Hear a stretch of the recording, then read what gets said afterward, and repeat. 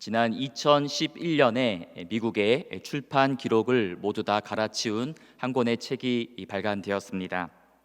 뉴욕타임즈 17주 연속 종합 1위, 최단 기간 동안 300만 부 돌파라는 경이로운 기록을 가지고 있는 책은 3분이라는 책입니다. 이 책은 가족 여행을 하던 4살짜리 꼬마 소년 콜튼이 급성 맹장염으로 인해서 몸에 전신 마취를 하고 수술을 받게 되었는데, 그 수술을 받는 도중에 천국을 직접 방문해서 목격한 이야기를 다루고 있습니다. 이 꼬마 소녀는 천국에서 하나님의 보좌를 직접 보았다라고 이야기하고, 또 예수님과 성령님을 직접 만났으며 가브리엘 천사와 세례 요한과 성모 마리아와 또 예수님께서 직접 타셨던 나귀와 또 강아지와 사자들을 목격했다라고 이야기합니다. 또한 콜트는 천국에서 25년 전에 죽었던 증조 할아버지를 직접 만나서 이야기를 나누었고, 심지어는 엄마가 임신했다가 뱃속에서 유산한 죽은 누나를 만났다라고 고백하기도 합니다. 4살짜리 꼬마 소년이 묘사하는 천국은 번쩍이는 각종 보석들로 꾸며져 있었고, 천국에 있는 사람들은 크고 작은 날개를 가지고 날아다니며, 그곳에는 안경을 쓴 사람도 늙은 사람도 없다라고 그렇게 이야기했습니다. 우리는 이 4살짜리 꼬마가 목격한 천국의 모습이 사실인지 아닌지 확인할 길은 전혀 없습니다. 하지만 많은 이들이 이 책에 열광했던 이유는 천국에 대한 호기심과 궁금증 때문이고, 죽음 이후에야 갈 수 있는 천국을 살짝 엿보고 싶은 마음 때문일 것입니다. 우리는 가끔 죽음의 문턱까지 갔다가 살아서 돌아온 사람들이 천국에 대하여 간증하는 이야기들을 듣습니다. 그분들의 묘사하는 천국의 모습은 대부분 비슷합니다. 천국은 휘황찬란한 보석과 대리석과 황금길로 이루어져 있고, 인간의 언어로는 형용할 수 없는 각종 보석들로 꾸며져 있다라는 것입니다. 물론 요한계시록에도 천국을 묘사할 때 값진 보석들의 비유해서 설명을 하기도 합니다. 가장 영광스럽고 아름다운 천국을 인간의 제한된 언어와 개념으로는 도무지 표현할 길이 없기에 현세에서 가장 가치 있다라고 여겨지는 보석이라는 개념을 통하여 천국을 묘사하고 있는 것입니다. 여러분은 천국의 모습을 어떻게 생각하고 상상하고 계십니까? 물론 우리 가운데 죽어서 천국에 다녀온 사람은 아무도 없기 때문에 정확한 모습은 알 수가 없습니다.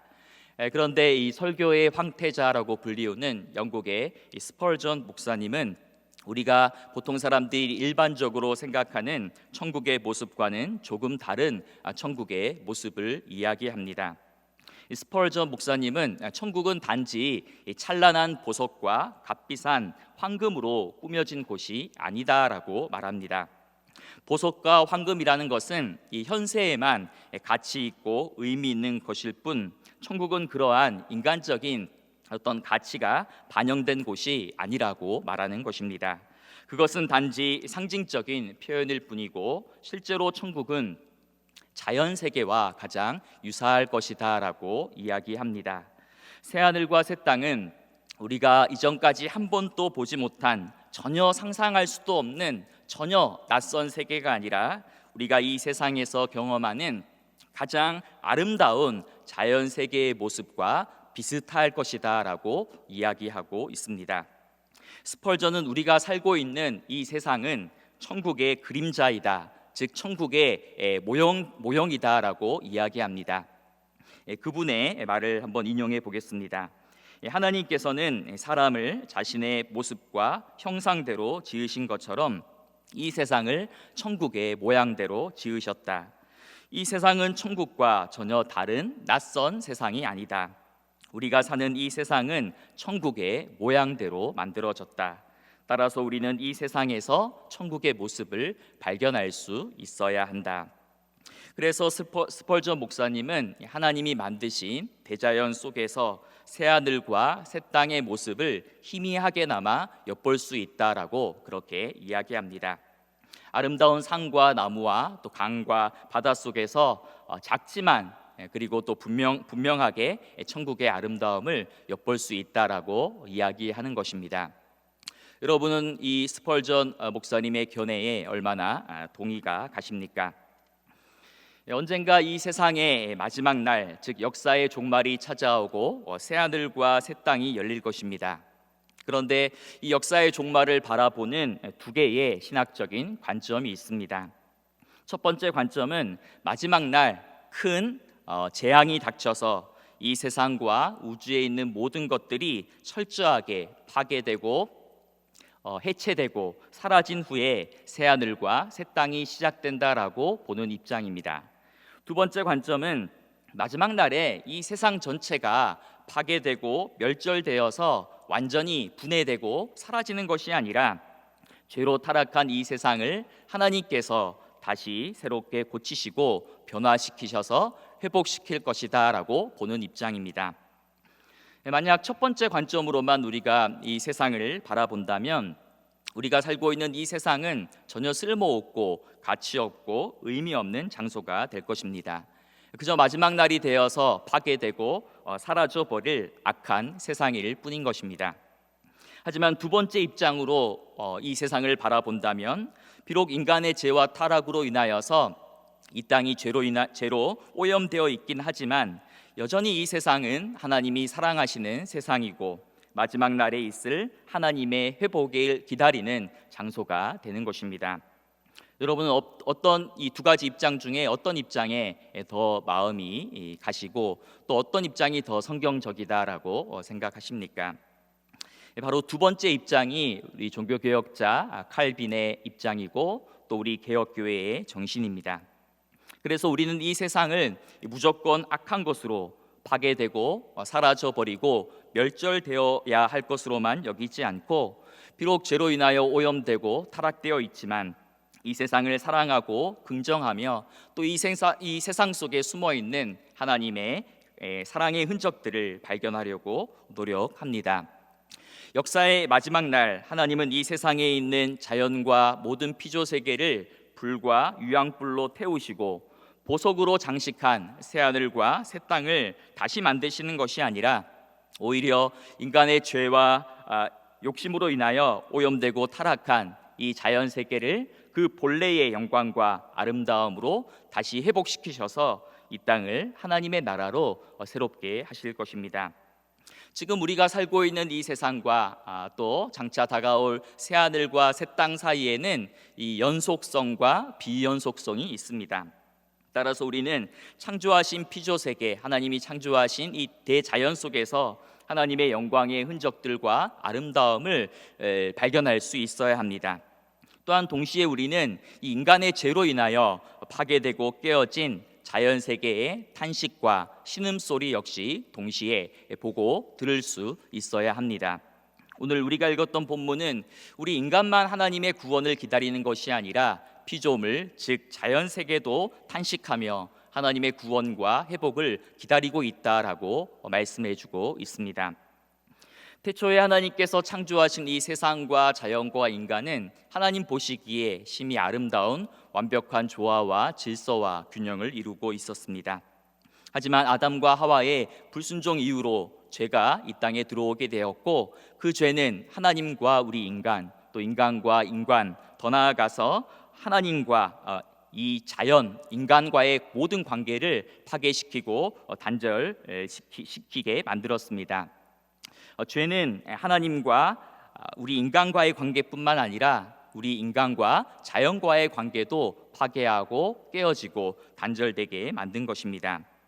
이에 땅은 저주를 받아서 가시덤불과 또 엉겅퀴를 내게 되었고 사람들은 평생토록 수고한 후에야 그 열매를 먹을 수 있게 되었다라고 창세기는 이야기해주고 있습니다. 이 아담의 죄와 불순종으로 인하여서 이 피조물과 자연 세계는 탄식하며 고통을 겪게 되는데 오늘 본문 22절에 보면 피조물이 다 이제까지 함께 탄식하며 함께 고통을 겪고 있는 것을 우리가 아느니라라고 말씀해 주고 있습니다.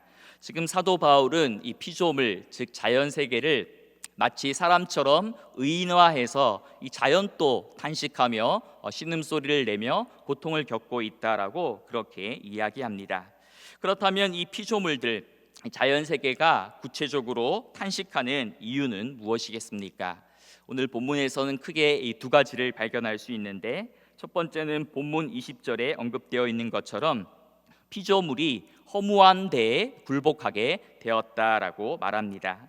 여기서 허무한 것이라는 이 단어의 그 본래적인 의미는 원래 만들어진 목적에 어긋나서 다른 일을 하고 있다라는 그러한 의미를 내포하고 있다고 합니다. 그래서 전도서에서 헛되고 헛되며 또 헛되고 헛되니 모든 것이 헛되도다라고 말한 것처럼 이 자연 세계가, 피조 세계가 본래의 목적을 상실하고 공허하고 무익하고 덧없는 것으로 전락하게 되었다라는 것입니다.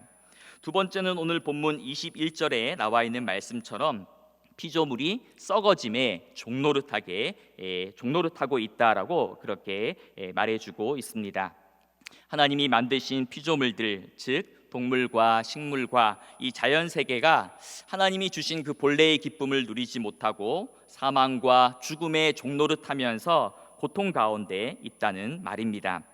즉 피조 세계는 이 인간의 죄로 말미암아서 썩어짐과 허무함과 죽음 속에서 탄식하고 있다라는 이야기입니다. 일반적으로 사람들은 이 자연을 바라볼 때에 마냥 아름답고 또 신비롭고 낭만적으로 바라볼 때가 많이 있습니다. 하지만 자연 세계를 깊이 들여다보면 그 속에는 이 허무함과 비참함과 약육강식과 적자 생존의 아주 잔혹한 세계가 그 뒤편에 숨겨져 있습니다.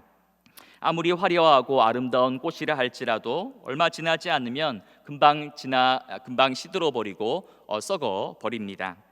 또한 동물들은 생존을 위하여서 서로 먹히는 먹이 사슬의 그 고리 안에서 강한 것이 약한 것을 지배하고 다스리는 약육강식의 그 비참함 속에서 살아가고 있습니다. 하지만 본래 하나님이 창조하신 이 피조 세계는 이사야 선지자가 그리는 새하늘과 새 땅의 비전처럼 이리와 어린 양이 함께 거하고 또 송아지와 어린 사자가 함께 뛰놀며 사자가 소처럼 풀을 뜯어먹는 그러한 세상이었을 것입니다. 하지만 안타깝게도 인간의 죄와 불순종으로 인하여서 피조 세계 역시 함께 저주를 받아 썩어짐과 허무함과 죽음 속에서 탄식하며 고통을 받고 있다라는 것입니다. 특별히 오늘 우리 시대 속에서 이 자연과 피조 세계는 날이 갈수록 더 깊은 탄식과 고통 속에서 신음하고 있습니다. 인간의 죄와 욕심과 탐심으로 인하여서 환경 오염과 생태계 파괴가 이제는 자연의 임계점에 다다랐다라고 많은 전문가들이 이야기합니다. 뉴스를 통해서 많이 들어보셨겠지만 학자들은 지구가 현재와 같은 속도로 온실가스를 배출한다면 약 20년 뒤인 2040년에는 지구의 평균 기온이 1.5도 상승하고 또 2050년, 60년경에는 평균 기온이 2도나 상승해서 돌이킬 수 없고 회복 불가능한 전 지구적인 파국을 맞이하게 될 것이다라고 강력하게 경고하고 있습니다. 이대로 지구의 기온이 상승하면 날이 조금 더워지고 폭염 일수가 증가하는 정도가 아니라 이 지구의 조절 시스템 자체가 붕괴되어서 예측 불가능한 기근이나 가뭄이나 산불이나 홍수나 태풍 등의 자연재해들이 발생하고 또 북극에 있는 빙하들이 모두 다 녹아서 현재 도시의 절반은 아예 물에 잠겨서 지도에서 완전히 사라지게 될 것이다라고 경고하고 있습니다. 사실 전문가들은 수십 년 전부터 기후 위기와 기후 재난에 대하여 경고해 왔지만 사람들은 계속해서 그 경고를 무시한 채 성장과 개발에만 관심을 기울였고 지금도 여전히 많은 사람들은 이런 기후 위기에 관한 이야기는 뉴스에 나오는 해외 토픽 이야기에나 나오지 나의 문제이고 또 우리 자녀들의 문제라고는 직접적으로 생각하지 않습니다.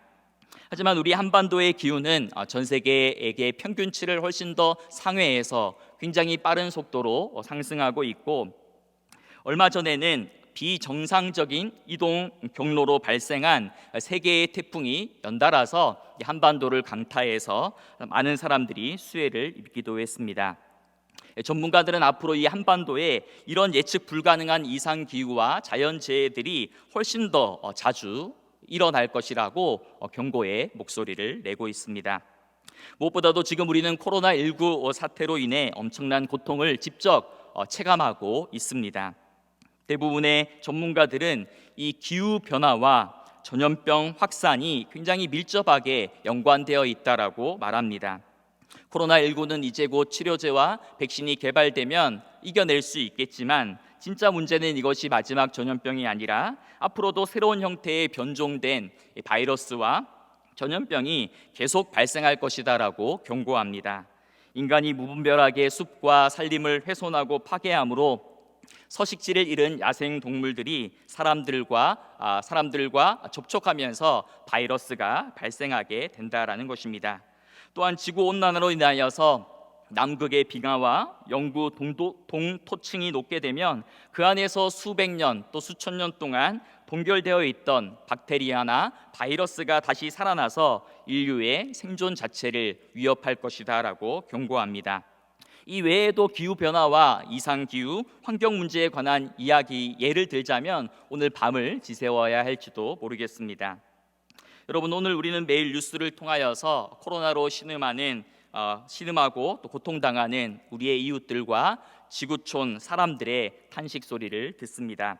하지만 우리는 고통당하는 사람들의 신음소리뿐만 아니라 인간의 죄와 탐욕으로 인하여 아파하고 신음하는 자연의 탄식 소리도 들을 수 있어야 합니다. 지난 5월에 미국 경찰의 그 무릎에 목이 짓눌려서 제압당했던 흑인 남성이 제발 더 이상 숨 쉴 수가 없습니다, 더 이상 숨 쉴 수 없어요 라는 말을 되풀이하다가 세상을 떠난 안타까운 사건이 있었습니다.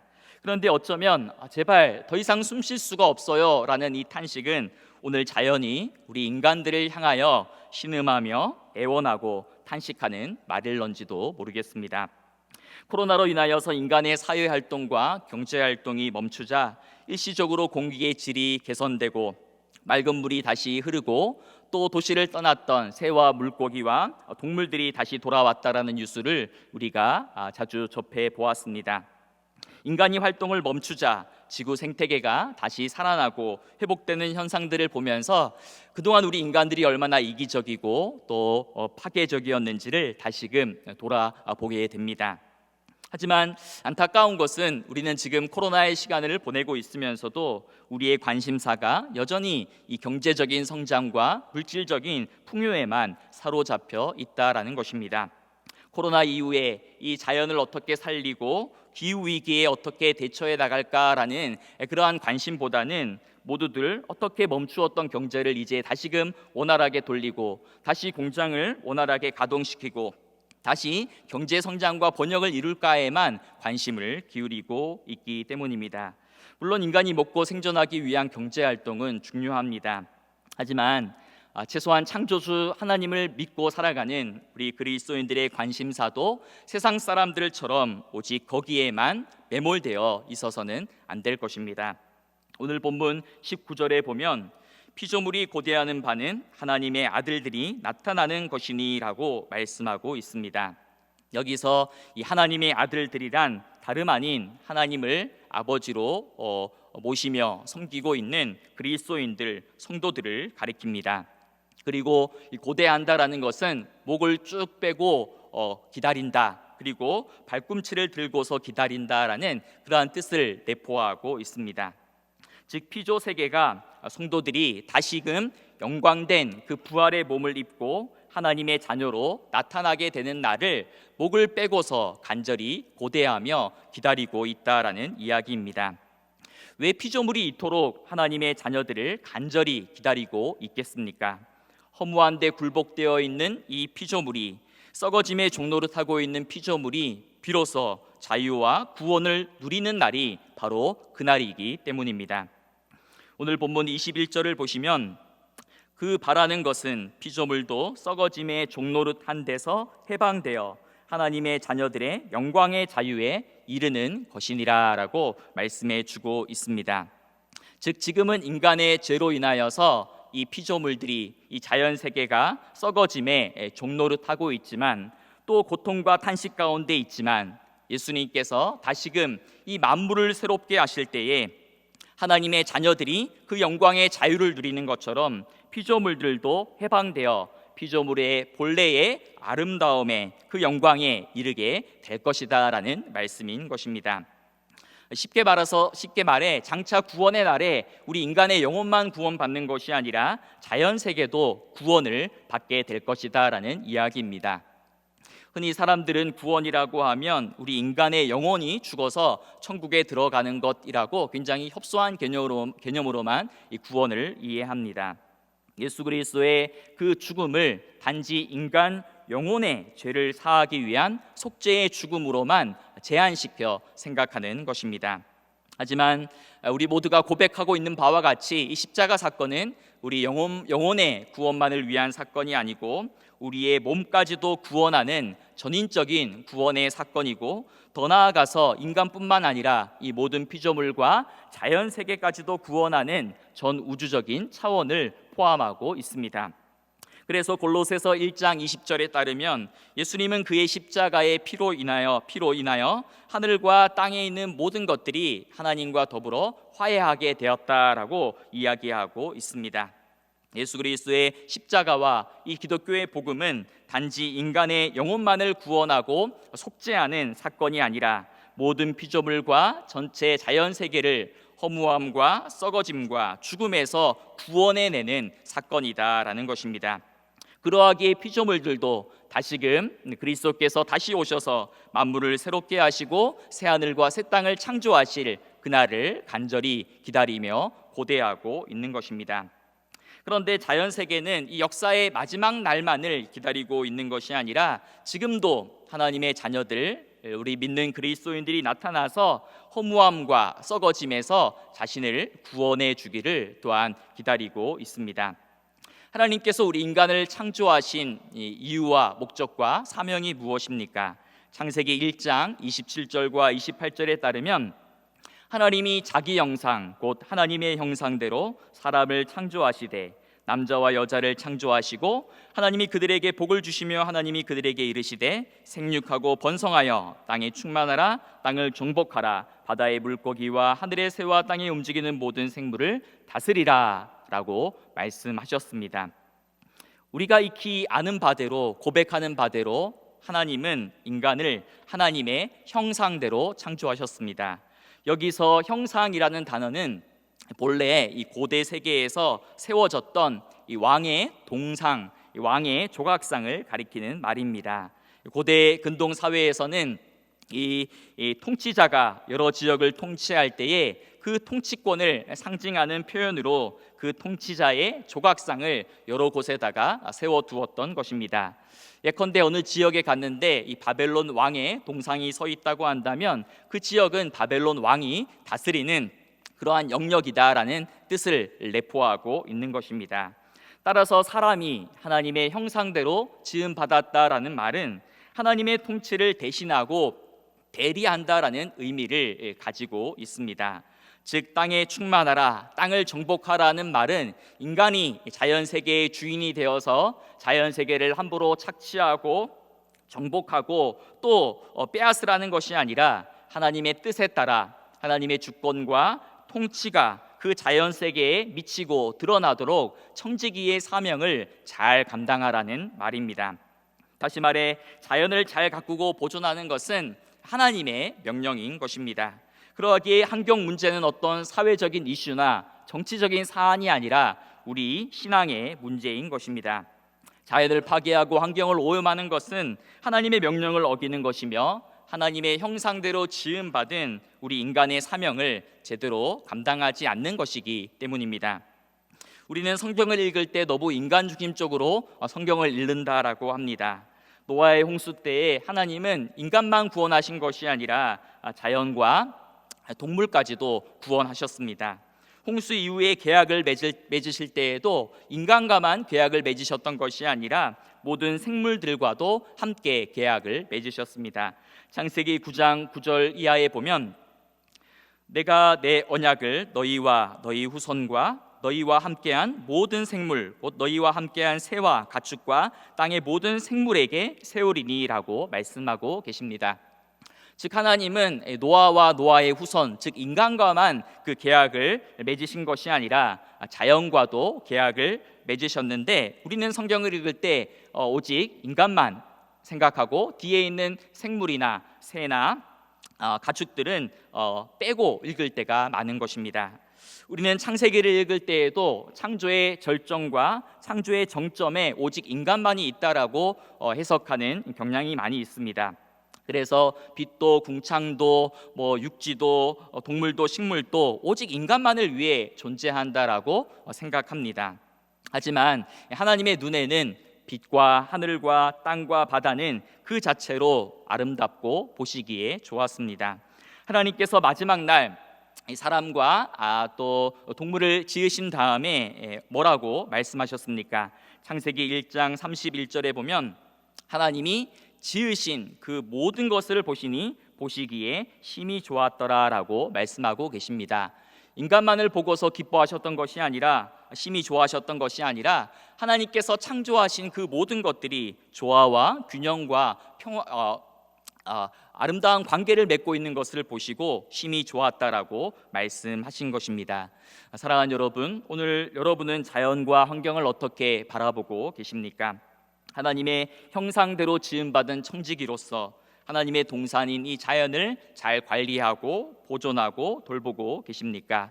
어떻게 자연을 사랑해야 되는지 구체적인 실천 사항은 우리 모두가 너무나 잘 알고 있습니다. 그럼에도 왜 그것들을 잘 지키지 않고 실천하지는 않고 있습니까? 바로 이 환경 문제는 신앙의 문제가 아니다라는 생각 때문일 것입니다. 또한 더 많이 소유하고 더 많이 소비하려는 우리 인간의 욕심과 탐욕 때문일 것입니다. 자연을 살리기 위해서는 이 피조 세계를 아름답게 가꾸기 위하여서는 우리의 생활을 더 단순하고 소박하게 만들고 자발적인 불편과 어려움을 기꺼이 감수해야 할 것입니다. 하지만 우리 모두는 불편한 것보다는 편리한 것을 너무나 좋아하고 단순한 것보다는 크고 화려한 것을 좋아하고 착한 소비보다는 과시적인 소비에 물들여져 있습니다. 이 세상에 있는 모든 재화는 정해진 분량이 있다라고 합니다. 내가 많이 가지면 누군가는 적게 가지는 것이요, 내가 많이 먹으면 누군가는 적게 그만큼 먹지 못하는 것입니다. 여러분, 조금 덜 가져도 조금 덜 먹어도 조금 더 불편하게 단순하게 살아도 괜찮습니다. 쉽고 편리한 것만을 찾지 말고 피곤하고 또 불편하더라도 생명을 살리고 자연을 살리는 일에 관심을 기울이며 살아가는 존재가 바로 우리 그리스도인들인 것입니다. 하나님께서 자연을 잘 돌보고 책임 있게 가꾸라는 사명을 저와 여러분에게 맡겨주셨기 때문입니다. 끝으로 바울은 이 자연만 탄식하며 구원을 기다리는 것이 아니라 그리스도인들도 완전한 구원을 기다린다라고 이야기합니다. 23절의 말씀을 보시면 그뿐만 아니라 또한 우리 곧 성령의 처음 익은 열매를 받은 우리까지도 속으로 탄식하여 양자 될 것 곧 우리 몸의 속량을 기다리느니라라고 말씀하고 있습니다.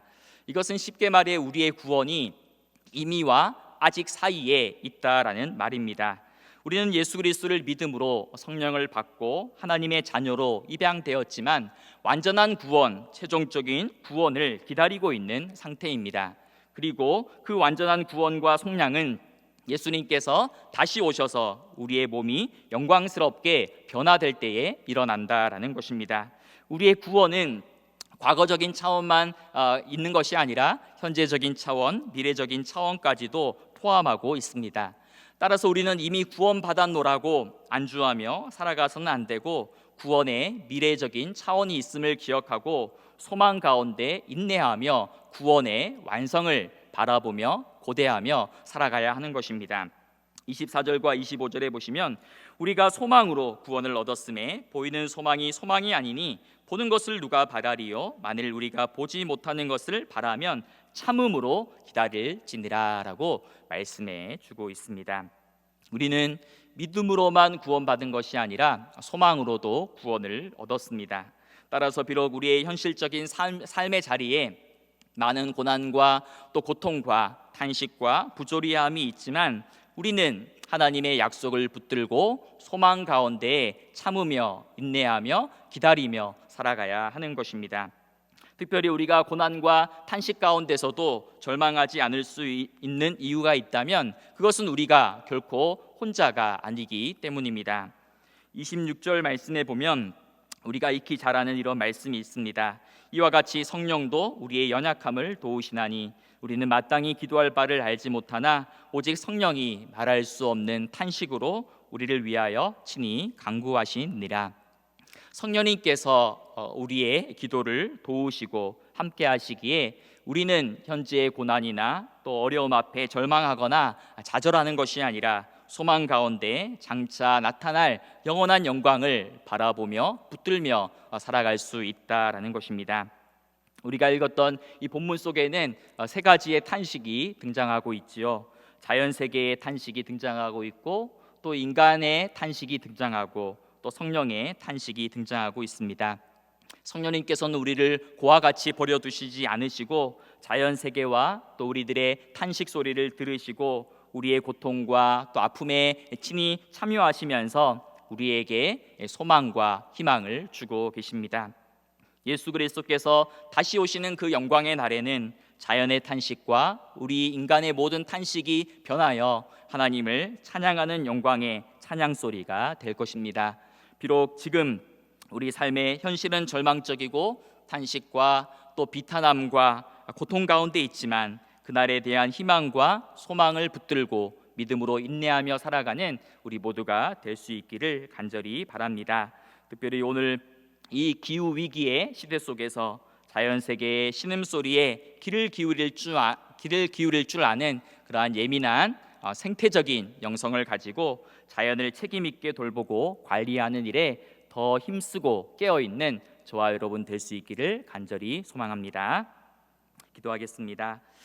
사랑의 하나님, 오늘 저희는 제발 더 이상 숨 쉴 수 없어요 라는 자연의 탄식 소리가 귓가에 생생하게 들려오는 환경 위기와 환경 재난의 시대를 살아가고 있습니다.